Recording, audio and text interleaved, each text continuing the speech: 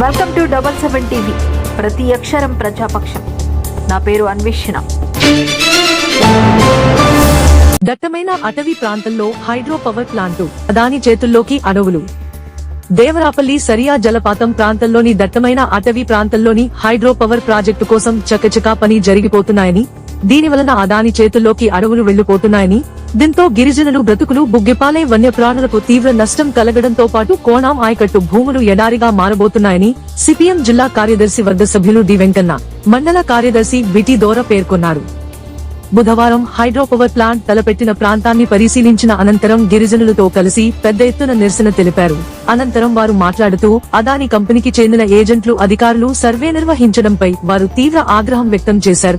ఇప్పటికే అదాని కంపెనీకి చెందిన ఏజెంట్లు ఈ ప్రాంతంలోని రహసర్వే చేయడాన్ని గిరిజనులు అడ్డుకొని పంపించేశారని, దీంతో ప్రాజెక్టు అనుమతి కొరకు ఫారెస్టు ఉన్నతాధికారులు అనుమతితో సర్వేలు నిర్వహిస్తున్నారని, దీన్ని గిరిజనులు ప్రతిఘటించక తప్పదన్నారు. ఈ సందర్భంగా ఎటువంటి అవాంఛనీయ సంఘటనలు జరిగిన దానికి ఫారెస్టు అధికారులే పూర్తి బాధ్యత వహించవలసి ఉంటుందని స్పష్టం చేశారు. ఈ ప్రాంతంలో హైడ్రో పవర్ ప్లాంట్ నిర్మాణం జరిగితే అనకాపల్లి జిల్లాలోని దేవరాపల్లి మండలంలోని వాలాబు పంచాయతీలో సగం గ్రామాలకు, అల్లూరి జిల్లాలోని అనంతగిరి మండలంలోని సరియా, మాడ్రేవు, మాకనాబిల్లి, దాయిర్తి గ్రామాలతో పాటు చీడికాడ మండలం కోనాం ప్రాజెక్టుకు గల ఆయకట్టు భూములు ఎడారిగా మారుతాయని ఆందోళన వ్యక్తం చేశారు. గిరిజనులు జీవన పరిస్థితులు దెబ్బతినడంతో పాటు వన్యప్రాణులకు, అటవీ ప్రాంతానికి నష్టం కలుగుతుందని తెలిపారు. ప్రభుత్వం పర్యావరణాన్ని కాపాడుతామని, విస్తృతంగా మొక్కలు నాటాలని, ఈ బాధ్యతను పవన్ కళ్యాణ్ కు అప్పగించాలని నిర్ణయించిన ప్రభుత్వం దట్టమైన అడవుల్లో ప్రమాదకరమైన హైడ్రో పవర్ ప్లాంట్లకు ఏ విధంగా అనుమతులు ఇస్తారని ప్రశ్నించారు. ఈ ప్రాంతంలోని గిరిజనులను మోసం చేసి వారికి డబ్బులు అస్స చూపించి సర్వే పనులు చేయిస్తున్నారని తెలిపారు. ఎట్టి పరిస్థితుల్లోనూ ఫారెస్టు అధికారులు అనుమతులు ఇవ్వరాదని కోరారు.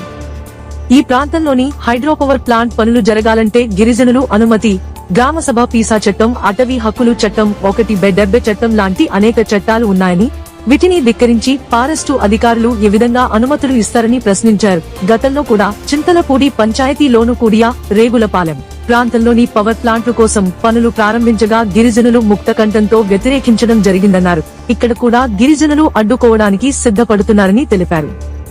సర్వేలు వెంటనే నిలుపుదల చేయకపోతే ప్రత్యక్ష ప్రతిఘటన తప్పదని హెచ్చరించారు. చిన్నపాటి పోడు వ్యవసాయం చేస్తే కేసులు పెట్టే ఫారెస్టు అధికారులు అడవులు నాశనం చేసే అదాని కంపెనీకి అడవులు తాకట్టు పెడాతరా అని ప్రశ్నించారు. ఈ కార్యక్రమంలో కె రాముడు, రామకృష్ణ, రవికుమార్ తో పాటు డి వెంకన్న, సిపిఎం జిల్లా కార్యదర్శి వర్గ సభ్యులు, మహిళలు తదితరులు పాల్గొన్నారు. దేవరాపల్లి మండలంలోని నగరంపాడు సరియా ప్రాంతంలోని ఇక్కడ hydro pumped storage power plant కోసం ఈ రోజు హైడ్రో పవర్ ప్లాంట్ ఏజెంట్లు, అదానికి సంబంధించినటువంటి ఏజెంట్లు అందరూ కూడా ఇక్కడ పవర్ ప్లాంట్ కోసం తీవ్రమైనటువంటి ప్రయత్నాలు చేస్తూ ఉన్నారు. ఇక్కడ గతంలోనే వాళ్ళందరినీ అడ్డుకొని ఇక్కడ నుంచి పంపించేటువంటి జరిగింది. అయినా కానీ ఫారెస్ట్ అధికారులు అనుమతులు తీసుకొని ఇక్కడ మేము హైడ్రో పవర్ ప్లాంట్ అనుమతులు ఇక్కడ సర్వే చేస్తాం, ఏరియల్ సర్వే చేస్తాం, సాయిల్ టెస్టులు చేస్తాం, ఇవన్నీ తీసి మేము ప్రోత్సహిస్తూ ఉన్నారు. అది కట్టడం జరిగితే అక్కడ పోయినటువంటి మడ్రేపు కానీ, దాయిర్తి కానీ, మాకనాపిల్లి కానీ, నగరంపాలెం కానీ, బొర్రసింత కానీ, బొడ్డగుమ్మ కానీ, వాలా పంచాయతీలో సగం గ్రామాలు పూర్తిగా నాశనం అయిపోయేటువంటి ప్రమాదం ఉంది.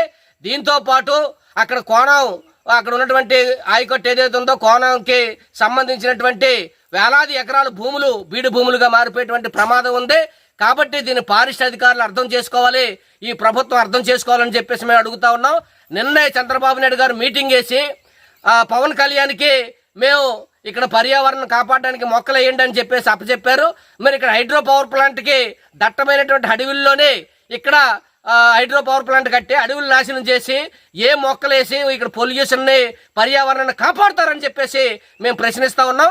కాబట్టి ఈ దొంగచాటుడు వ్యవహారం అటువంటిది పనికిరాదు. కాబట్టి పవన్ కళ్యాణ్ గారు కానీ, చంద్రబాబు నాయుడు గారు కానీ వెంటనే జోక్యం చేసుకోవాలి.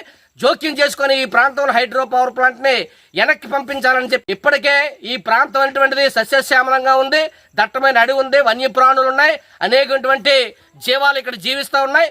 అయినా కానీ ప్రభుత్వం మొండిగా వ్యవహరించి హైడ్రో పవర్ ప్లాంట్కి అనుమతులు ఇవ్వడం కోసం వస్తుంది. గత ప్రభుత్వం ఏమో మేము ఇచ్చామని, గత ప్రభుత్వం ఇచ్చింది మేము కాదని చెప్పారు.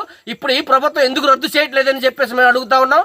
కాబట్టి ఈ ప్రభుత్వం అధికార పార్టీ అండదండలటువంటి ఇక్కడ పుష్కలంగా ఉన్నాయి. ఇక్కడ గిరిజనుల అమాయకులు వీళ్ళు మోసం చేయొచ్చు అని చెప్పేసి ఇక్కడ ప్రయత్నం చేస్తూ ఉన్నారు. కాబట్టి మోసం చేస్తే ఇక్కడ ఊరుకునేది ఎవరు లేరు. కాబట్టి వాలా పంచాయతీలో ఉన్నటువంటి గిరిజనులందరినీ ఐక్యం చేస్తాం. అక్కడ పైన ఉన్నటువంటి జీనపాడు పంచాయతీలో ఉన్నటువంటి గిరిజనులందరినీ ఐక్యం చేస్తాం, కోరం రైతులందరినీ ఐక్యం చేస్తాం.